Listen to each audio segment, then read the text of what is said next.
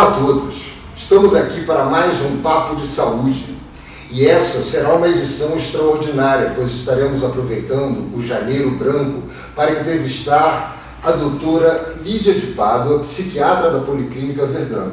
Tudo bom, doutora Lídia? Tudo bem, Lídia. Obrigada pela oportunidade. O prazer é nosso ter você aqui, seja muito bem-vinda. Obrigada.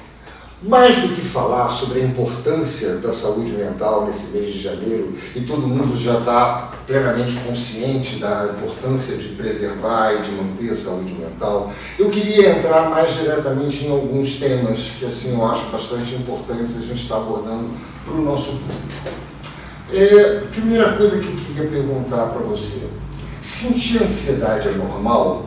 E quando é que essa ansiedade ela passa a ser algo que eu devo buscar uma ajuda? Muito bom. Essa é uma pergunta bem frequente no nosso ambulatório. Ansiedade, sim, é um sentimento comum do ser humano, é inerente ao ser humano. Ela faz parte, ela precisa estar presente nos momentos de crise, nos momentos de perigo. A gente precisa dessa ansiedade, mas quando não existe um período, um momento em que esteja correndo um risco ou não tenha perigo, uma ansiedade em excesso, uma preocupação em excesso, dúvidas frequentes, excessivas também, até medos, isso sim pode prejudicar a sua qualidade de vida. Então, vai afetar sua vida pessoal, sua relação do trabalho, relações interpessoais também, e aí sim, provavelmente vai precisar de uma ajuda do especialista para poder fechar esse diagnóstico e começar um tratamento. Deixa eu, só para clarear um pouquinho mais para o nosso público, você então está me dizendo que a ansiedade ela é normal quando dentro de um determinado contexto. E quando ela se torna constante, sem a coerência com um contexto pré-existente, então é o momento em que a gente deve procurar a ajuda. Isso, exatamente. Tanto a frequência dela, o excesso dessa preocupação, dessa ansiedade, quanto a ausência de um motivo exato para isso que esteja acontecendo. Aí sim, a gente vai precisar de um tratamento, provavelmente. E uma outra questão é que vem muito do dito popular, da coisa que se tornou, vamos dizer, corriqueira na vida, né? A gente costuma ouvir, e ficou muito comum a gente ouvir das pessoas, né? Quando a pessoa está triste, ela diz pra gente assim, poxa, eu estou na maior deprê, né? E depressão e tristeza são a mesma coisa? Não, não é a mesma coisa. Tristeza, sim, também como ansiedade, ela é um sentimento pertencente ao ser humano, faz parte da vida do ser humano, todo mundo vai passar por um momento de tristeza, independente do que acontecer, diferente da vida de cada um, mas a depressão não, a depressão é uma doença. Alguns sintomas e sinais têm que estar presentes na depressão para a gente poder fechar o diagnóstico. Alguns deles eu vou citar brevemente: perda de concentração, perda de prazer nas coisas que você já gostava de fazer e não está mais gostando, alteração do sono, alteração do apetite e propriamente o humor mais deprimido. Esses sintomas eles não precisam estar necessariamente presentes todos num paciente deprimido, mas aí é que vai estar a importância de um especialista, que aí ele vai saber diferenciar de uma tristeza, de um luto, realmente de um diagnóstico de depressão para poder começar o tratamento. Ótimo.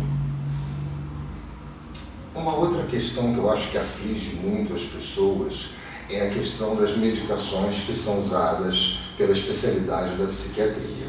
São medicações realmente perigosas? São medicações realmente que podem levar ao vício?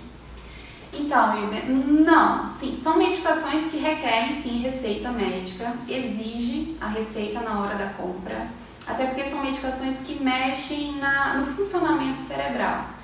Mas não quer dizer que essas medicações elas são mais perigosas do que qualquer outro remédio vendido na farmácia sem receita.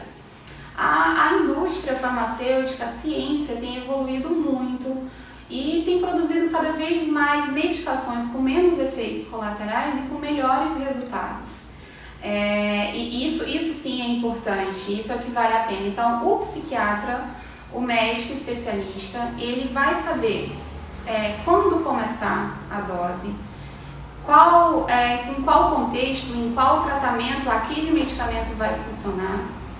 Até porque algumas medicações, sim, elas podem levar ao vício, mas aí o profissional vai saber exatamente a dose, quando a gente vai parar essa medicação para não levar esse vício e o que poder fazer melhor para que isso não aconteça.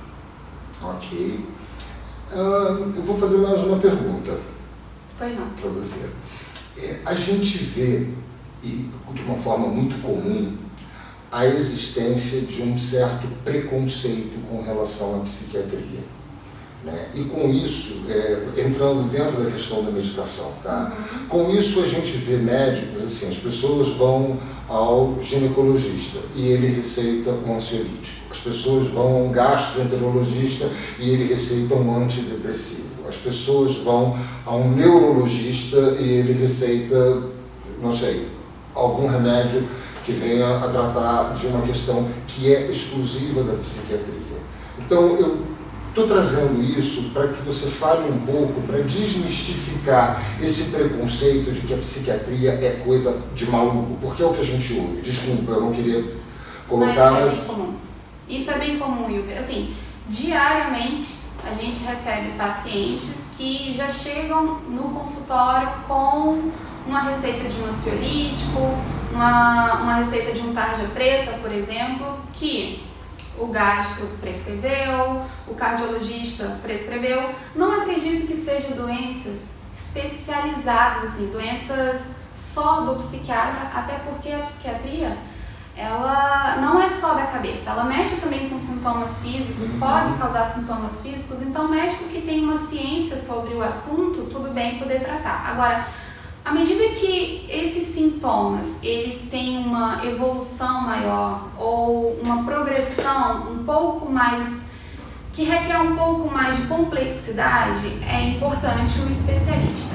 E a questão do que é desconhecido causar preconceito é comum, não só na psiquiatria, como tudo que a gente não conhece bem, a gente gera um preconceito sobre isso, a gente conceitua errado do que na verdade acontece. A psiquiatria é algo que mexe não só com o corpo humano, mas com as relações sociais das pessoas. E quanto mais as pessoas descobrem a importância da psiquiatria no nosso mundo atual, mais vai se desmistificando essa ideia de loucura como uma situação à margem da sociedade ou do lado negro, vamos dizer assim. Certo. Doutora, eu gostaria de pedir a você 3 dicas que as pessoas possam ter no seu dia a dia, que eu não vou dizer que melhorem ou que aumentem, mas 3 dicas que possam aumentar um pouco o bem-estar, né, mental das pessoas no seu dia a dia. Pronto. Poderia citar mais do que 3 até, mas temos inclusive muitos estudos que já vem comprovando isso. Pode parecer clichê da área médica, mas não é. Isso é muito importante. Medicamento não é tudo na psiquiatria, a gente vai atrás do estilo de vida da pessoa, da qualidade de vida. Então, para começar, uma alimentação mais saudável, que a pessoa conseguir, claro, nos limites financeiros que ela puder, mas o mais saudável possível. Sedentarismo, não. Então, o exercício físico é importante. Às vezes, o exercício físico é muito mais importante em uma determinada doença na psiquiatria do que a própria medicação. Isso está comprovado até na literatura médica.